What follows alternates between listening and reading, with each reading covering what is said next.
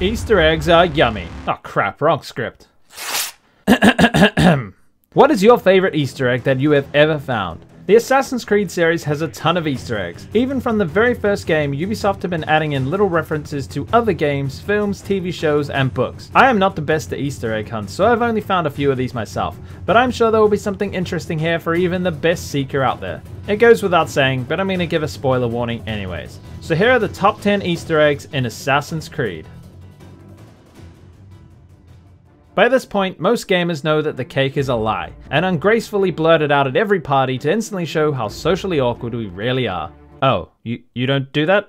Must just be me then. The cake is a lie is a repeated theme from the Portal series and has been referenced in many games including Valhalla. In AC's Viking outing, we come across a world event with a Riddler, or Chad, the Bewilderer, who just like in Portal promises Eivor cake for answering a string of riddles. Once Eivor has answered all 3 riddles, the Riddler reveals there is unfortunately no cake, which Eivor seems very upset about. Such a feat deserves 3 cakes, but unfortunately, I do not have any.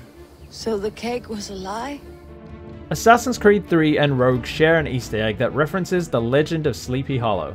In Assassin's Creed 3, Connor can hear the tale of the Headless Horseman from a frontiersman around a campfire. Once Connor finds one of the horseman's victims, he can be seen riding off into the distance. Rogue takes this a step further, as you can actually visit Sleepy Hollow, as it is an actual place. At the town's church, you will find a bunch of pumpkins, which if that isn't weird enough, the Headless Horseman can spawn here at night, allowing Shay to fight him.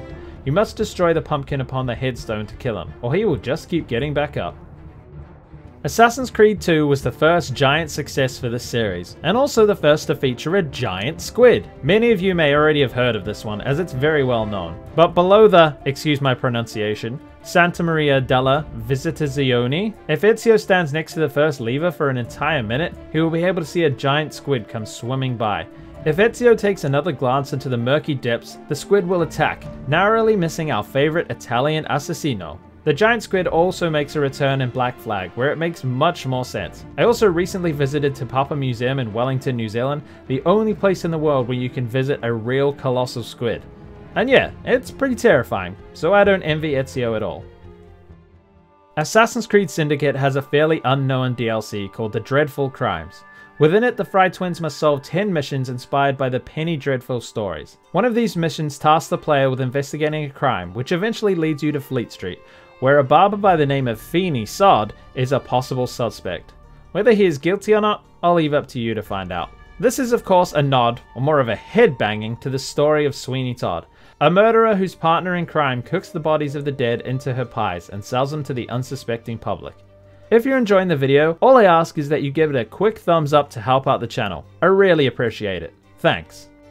As a stealth fan, it is unforgivable that I have never played a Metal Gear Solid game before, especially since owning the Phantom Pain for over 5 years. My sins aside, there is a nice little nod to this stealth series within AC Brotherhood.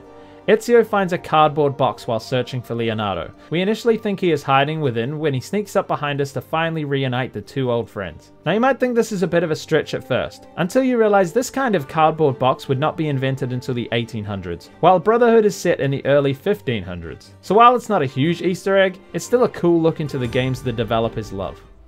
Leonardo. I knew you were behind the break-in at Sant'Angelo. It is good to see you, friend. Come here. This is one I came across myself, and is actually one of my favorites. While exploring the world of AC Valhalla, you can come across a man named Keith, shouting, "Smack my bishop." YouTube, I said bishop, okay? Smack my bishop! Smack my bishop! If you don't know this reference, you're probably much younger than I am, but it is a reference to the very successful song by The Prodigy, Smack My Bishop. Okay, I just said it now anyway, so it doesn't matter. Demonetize the video. This song was released in 1997. The world event occurs in Essex, the birthplace of the band itself. The man named Keith is a nice touch and a tribute to the late Keith Flint, who sadly passed away in 2019, The Prodigy's lead singer. Few series have had the impact on the gaming realm that Dark Souls has, so it's only fitting to have references to it in other games. Both Origins and Valhalla have a very similar tribute in the form of bonfires. The one in Origins reads, "The sword has rested here as long as the bones. The burial is without ceremony. With no heart to judge, this fighter will be forever left outside the afterlife." Possibly a further reference to how you are forever revived in Dark Souls.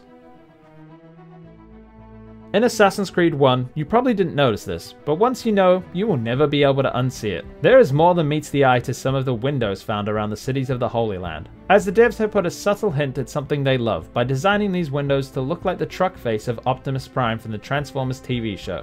I know, I can't see it any other way now either. This is kind of a bizarre one, but have you ever wanted to have an assassin turkey, complete with a little hood of its own? Well, that's what you can get in Assassin's Creed 3, if you know how to do it. Honestly, I don't know how people ever figure these kind of things out. If you take cover against the wall of the Davenport homestead and whistle, a turkey will appear. If you then enter the world famous Konami code, Connor's new friend will don an adorable little assassin hood. These are the kind of Easter eggs that really warm your heart. Even if turkeys are hideous creatures, this is still pretty cute. Star Wars is famous for some pretty bad dialogue. Despite this, Obi-Wan's saddened rant towards the dying Anakin gets me teared up every time. However, a line that precedes this is one of the most memed lines from the series. While immensely stupid, this line has been referenced in Assassin's Creed Origins. During your duel with Gamelat, he will continually attempt to knock you from the platform upon which you are fighting. If he succeeds, he can be heard saying, It's over, Bayek! I have the high ground! Thanks as always to my patron Alex Applegate, and thanks to everyone who watched. See you in the next one. Sticks out.